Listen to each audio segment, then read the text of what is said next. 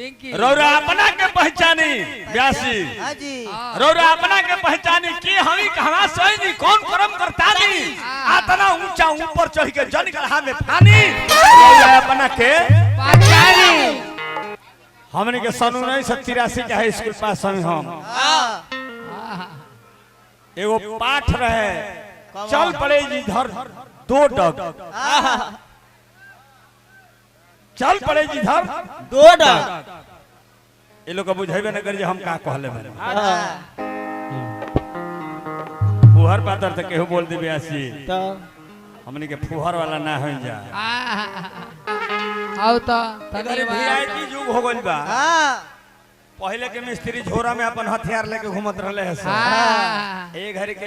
electric जनतन का करत रहे का अपना है चूतरा का पीछवा पिलास फंस लेते रहे आ घूमल फिरे तरह सजे पीछवा ताको जे हम का ले ले बने और मिस्त्री पीछवा ताको जे हम का ले ले हार फरला से झरला औरी आ बर लबू पुताला धर्मशाला दुनिया एगो अबेल रे एगो जाला धर्मशाला दुनिया एगो अबेल रे एगो जाला धर्मशाला दुनिया एगो अबेल रे एगो जाला धर्मशाला दुनिया एगो अबेल रे एगो जाला धर्मशाला दुनिया रब जो चाहे वही तो होता है रब जो चाहे वही तो होता है आदमी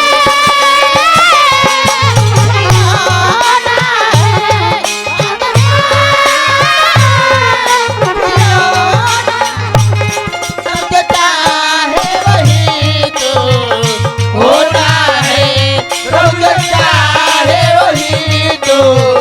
होता है आदमी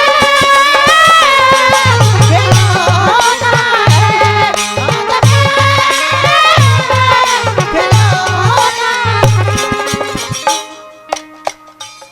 देखे नु नानी के धन बेईमानी के धन शैतानी के धन पानी के धन रसे ना ओरिजिनल जो ना पर जियो दूगो राज भोगत रह रजे भोग जा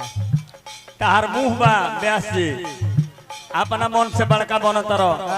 तब कहत रहे जे जयराम है ठेका तू सीख नानी खुर्शीद है ट्रम्पेट बजावे के सीख तू अपना मन के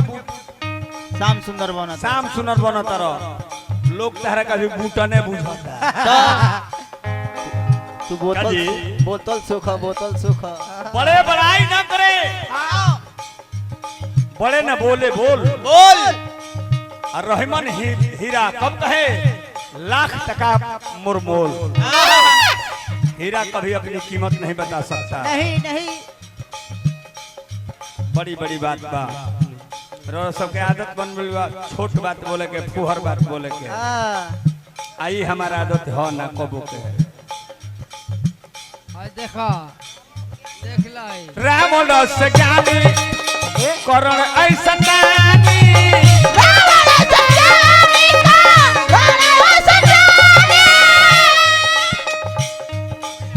अयो नचनिए हां देख राम रस ज्ञानी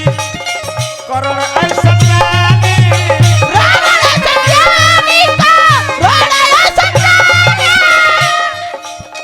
बालियस सानी दीरी ओहो धना भिमानी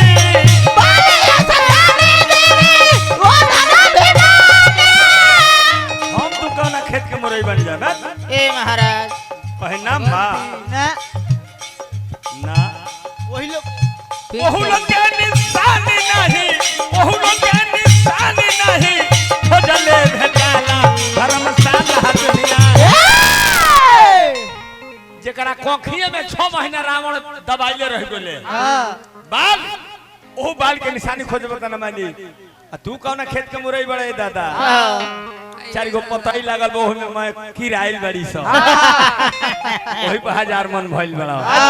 ए पिंकी ध्यान दो ये हमार तहार गलती बा पिंकी रौरा अपना के पहचानी ब्यासी हाँ जी रौरा अपना के पहचानी की हमी कहवा सोई नी कौन कर्म करता नी आतना ऊंचा ऊपर चढ़ के जन गढ़ा में फानी रौरा अपना के पहचानी हाय हाय हाय खाली दूसरा के शिकायत में जन लागो जे राजा धीराज राजा सनाथ जी राजा धीराज राजा दशरथ जी अलख निरंजन देखो सुत समराथ जी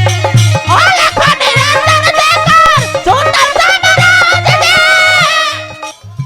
काल केवलार नहीं उनको ले सहाला धर्मशाला दुनिया बेंजू एगो आवेल रे एगो जाला एगो मेरे एगो जाला धर्मशाला दुनिया एगो आवेल रे एगो जाला एगो मेरे एगो जाला धर्मशाला दुनिया दौलत बेसुमार बा आना धन भरल बा दौलत बेसुमार बा भोरी के चलना बिना जिंदगी बेकार बा भोरी के चलना बिना जिंदगी आना धन भरल बा दौलत बेसुमार बा आना धन भरल बा दौलत बेसुमार बा भोरी के भजना बिना जिंदगी बेकार बा भोरी के भजना बिना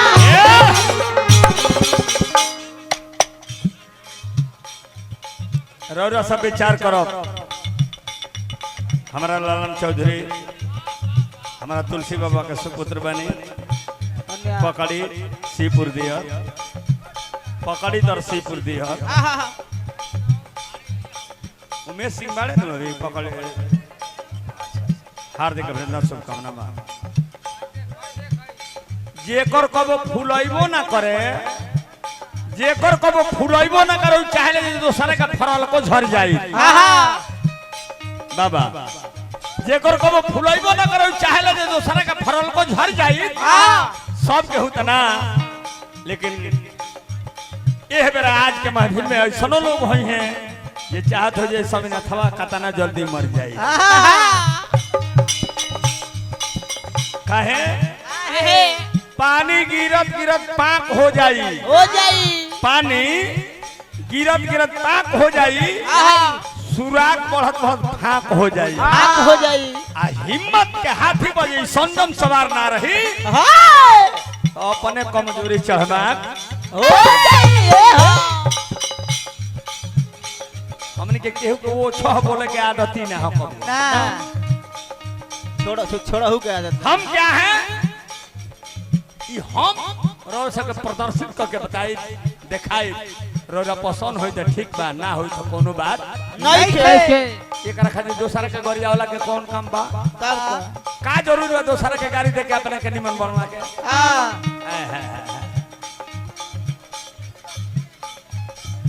सीबी दादी चियौरी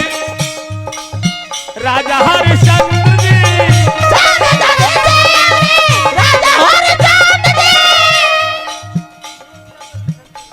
भैया विनोद यादव जी विष्णुपुरा का धरती से पुरस्कार देने विनोद बाबू के हार्दिक अभिनंदन शुभकामना जी गिरी गई तिरी के कर शिवानंद जी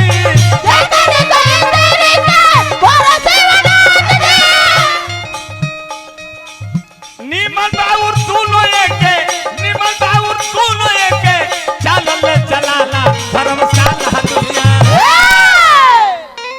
जेपी भैया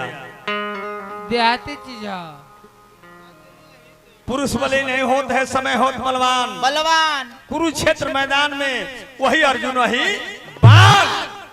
जौन अर्जुन महाभारत के लड़ाई जीतले धनुर्धर के प्रथम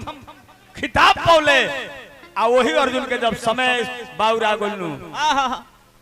मुसहर मार के मैं धनवा छीन लेले सो बोल भील मैं मेहरारू हड़प लिहले आहा तनी ए पर विचार कर बाबू ए पर विचार करे के चल नीमल बाबू तू नो के चल चला